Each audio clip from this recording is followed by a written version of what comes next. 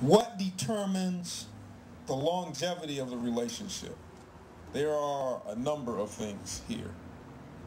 But first and foremost are the politics of the individuals.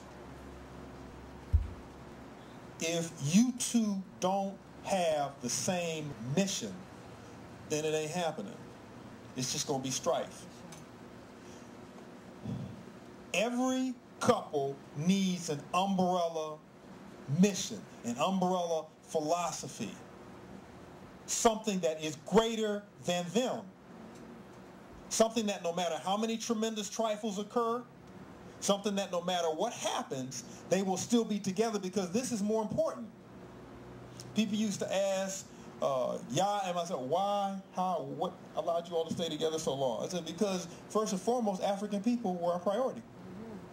It was our priority before we met. I just don't think that I was that clear on it. She was clear on it. So that, no matter what happened, is going to keep it together. No matter how many times I get ticked off, get in the car, drive for 4 or 5 hours so I can cool off. No matter how many times she gets ticked off, goes into a room, slams the door, turns on the television, sits there for 4 or 5 hours, we know that she's not going anywhere, and neither am I. Because we are trying to do a revolution.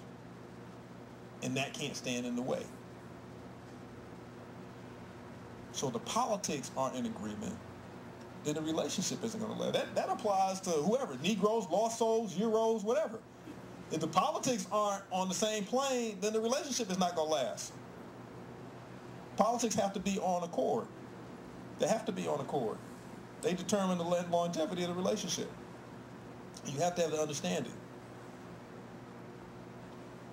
There also has to be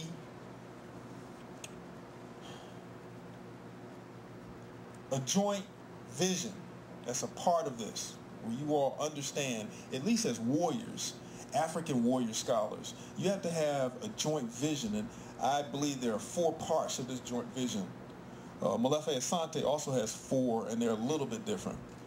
I argue that you have to have, both individuals have to know who their enemy is. That has caused at least one divorce in the Atlanta African Center community this year, because there was confusion about who the enemy was. And one individual thought that the enemy was their friend. And they had concealed that for a long time because they wanted to keep the person that they were with.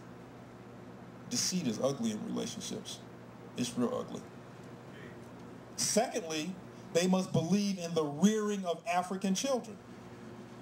And I'm not putting these in any kind of particular order, but they must believe in the rearing of African children. Not the raising of them, but the rearing of African children. Marie Evans made the distinction. She said raising African children means that you provide for their basic needs, their food, their clothes, their shelter. You get them to school and back home. Take them to soccer practice. Get them to widescreen TV. Rearing African children means that you teach them who they are and about their power and what they need to be responsible to, along with the food and the shelter and the clothing and the widescreen TV. There's a major difference. We've had people tell us in raising our daughter, she understood what the Ma'afa was about, the Middle Passage slavery, by the time she hit the 1st grade. And she would tell me when I was giving her too much information. She understood that she could say, Dad, next year on this one. And she would do that. She understood that was okay, because I understood that I was taking it too far or beyond her understanding. And that was cool. And we have people who would tell us, well, aren't you turning her against white folks? Aren't you making her life miserable? Won't she grow up to be, a sourpuss? And you have your children watching X-Men cartoons. You have Bert and Ernie cutting, slicing, and dicing people. You got them going to the movies watching blood and sex, and that's better than this? You teach your child about being African first. You give them our classics. You got to give them somebody else's classics for them to understand, as if Du Bois couldn't write, as if Wright couldn't write. You got a whole collection of scholars. Give them some Octavia Butler, and Xavier Alexander, Sam Greenlee. You got a whole list of scholars that we have that they can read about who we are. It's sad that we think we got to go to somebody else to get classics. Number 3, both must humbly accept the role of being a worker. We have to be seen. We have to be applauded instantly. We have to have results instantly. Workers understand their mission. They don't need to be seen. If you're doing your work, you will be seen. But they have to understand the importance of being workers. Carter G. Woodson said we have too many leaders, not enough workers. I wonder why that's not quoted out of the Miseducation of the Negro. And finally, we have to have, well, both have to prize a vision of victory. You have to not just believe that we can win, which is what I used to say, and I was corrected by elders who told me, no, you say we are winning.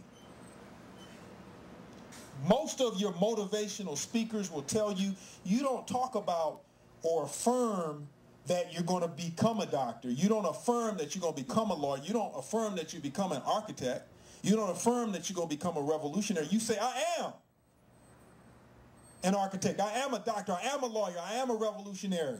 You tell yourself that, and then your mind, whose mission it is to do whatever you tell it to, will find the way to make you into that. It will find the resources. It'll put you into the right books. It'll get you to the right people to be that. When you tell it what it is. This thing works for you. We act somehow that like this, we work for this. This works for you. It's a paid employee. You feed it every day. Your mind is supposed to do your work, your bidding. It works for you. It was given to you to do your work. So you tell it what you want. And it will find a way to get it to you in the time that it can. You can't always operate, it can't always operate on your schedule. Sometimes you're not ready for it. I have a sign behind my computer that says my ancestors gave me everything that I needed when I was ready. When I was ready. Not when I wanted it, because most of the time when I want it, I'm not ready for it.